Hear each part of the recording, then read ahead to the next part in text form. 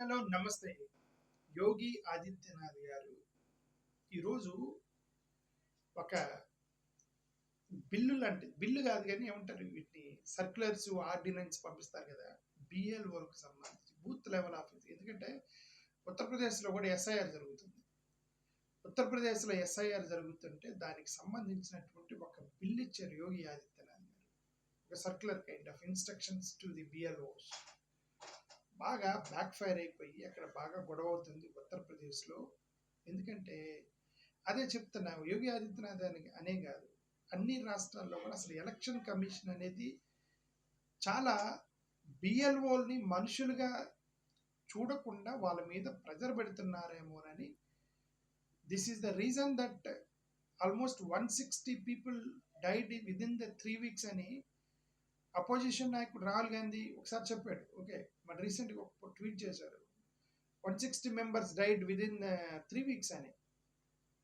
Okay, ఇప్పుడు దీనికి సంబంధించి అక్కడ గొడవ ఏంటంటే 300 నుంచి 500 హౌస్ హోల్డ్స్ ఇన్ 30 days. అంటే నెలకి ఒక్కొక్క బిఎల్ఓ, ఒక్కొక్క బూత్ లెవెల్ ఆఫీసర్ నెలకి 300 నుంచి 500 ఇల్లుని మీరు కంప్లీట్ చేయాలి.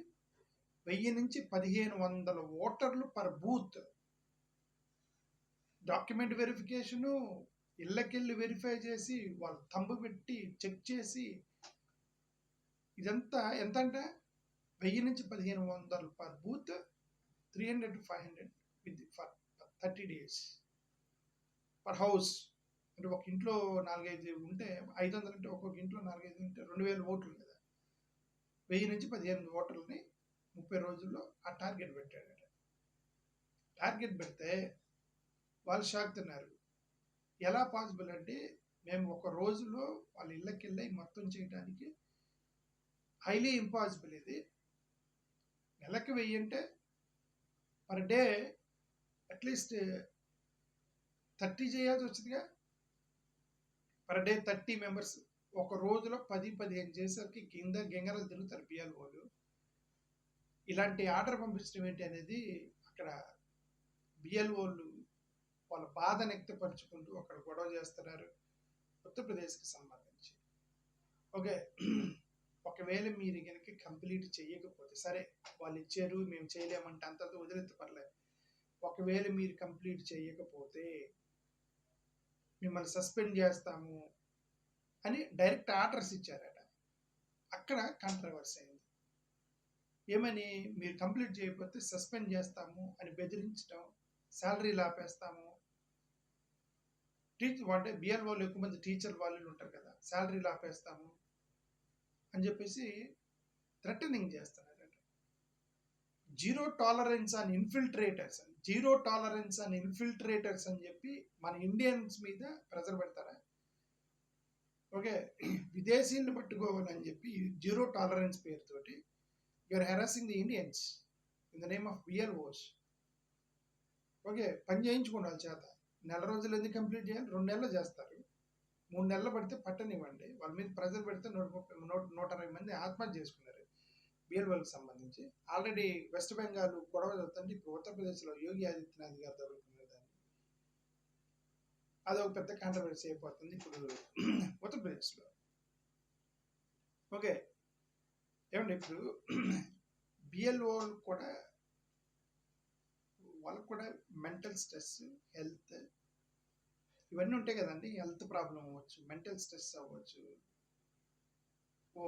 వాళ్ళని కూడా వాళ్ళ సేఫ్టీ కూడా మనకి ఇంపార్టెంట్ కదా. సేఫ్టీని కూడా మనం చూడాలి కదా.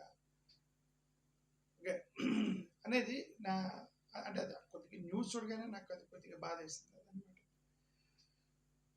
బిఎల్ఓ వెల్ఫేర్ని కనుక మనం నెగ్లెక్ట్ చేసి మీ పని చేయించుకోవడానికి, పొలిటికల్ పార్టీలు పని చేయించుకోవడానికి, పొలిటికల్ పార్టీల యొక్క గొడవలకి, ఇంకా ఈ బిఎల్ఓల మీద అక్కడ కొంతమంది ఉన్నారు ఎమ్మెల్యేలు, ఇది వాళ్ళు ఏదంటారు ఇవన్నీ బూత్ లెవెల్ ఆఫీసర్స్ బిఎల్ఓ. అక్కడ ఏదో ఉంది బిఎల్ఏనో ఏదో ఉంది, అసిస్టెంట్, బూత్ లెవెల్ అసిస్టెంట్ కూడా ఉంటారు. వాళ్ళేమో పార్టీలకు సంబంధం. బూత్ లెవెల్ ఆఫీసర్ ఏమో గవర్నమెంట్ ఉద్యోగి, బూత్ లెవెల్ అసిస్టెంట్ ఏమో పార్టీలు అపాయింట్ చేసినారు. ఈ బూత్ లెవెల్ అసిస్టెంట్లు బిఎల్ఓని బెదిరిస్తారట.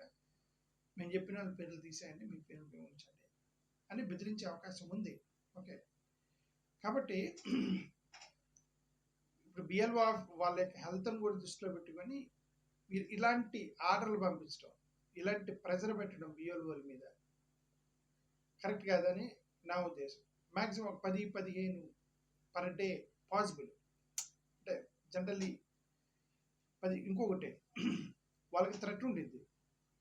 ఇప్పుడు ఎక్కడెవడో నిజంగా ఇన్ఫిల్ట్రేటర్ ఉన్నాడు అనుకోండి, నిజంగా ఎవడో ఇంటోడు ఇన్ఫిల్ట్రేటర్, ఈ బిఎల్ఓలు వెళ్ళి బయటకు వచ్చి చెక్ చేస్తారు. చెక్ చేసినప్పుడు వాడు గొడవ పెట్టుకుంటాడు, నేను ఇండియా వాడిని అని.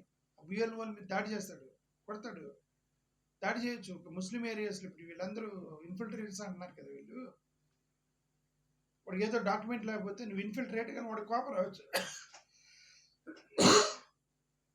వాడికి కోపం రావచ్చు, నేను ఇండియన్ పట్టుకొని నేను బంగ్లాదేశ్ పాకిస్తాన్ అంటే వాడు దాడి చేస్తే బిఎల్ఓ మీద. అందుకే వాళ్ళకి సేఫ్టీ లేకుండా, సెక్యూరిటీ లేకుండా వాళ్ళ మీద ప్రెజర్ పెట్టబట్టే 160 మంది సూసైడ్ చేసుకున్నారు బిఎల్ఓకి సంబంధించి. ఇలాంటి సర్కులర్లు ఇవ్వడం కరెక్ట్ కాదు. వాళ్ళకి కరెక్ట్గా టైం ఇచ్చి మీరు చేయాలని నా ఉద్దేశం. ఇప్పుడు ఆదిత్యనాథ్ గారు నవంబర్ 23 అంటే నిన్నిచ్చారంట, 24 కదా ఈరోజు, నిన్నిచ్చారంట. ఇల్లీగల్ మైగ్రెంట్స్ మేము చాలా టఫ్గా చేయాలి, కాబట్టి మీరందరూ వెళ్ళండి అని ఇదే ఆయన ఇచ్చింది. అదే యోగిజీ యువర్ డిఎమ్స్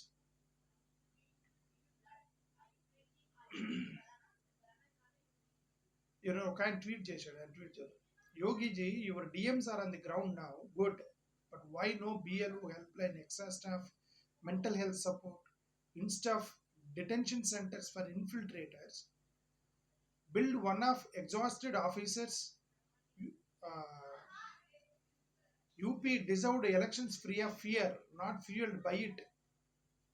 అంటే ఏంటి అర్థం అంటే, అతను ట్వీట్ చేసింది ఏంటంటే, ఎక్స్ట్రా రూములు కట్టించావు, ఎక్స్ట్రా ఇల్లులు కట్టావు ఎవడన్నా ఇన్ఫిల్ట్రేట్ ఉంటే పెట్టడానికి, కానీ ఈ బిఎల్ఓలు కనీసం రెస్ట్ తీసుకోవడానికి ఒక బాత్రూమ్ అయినా కట్టించారా?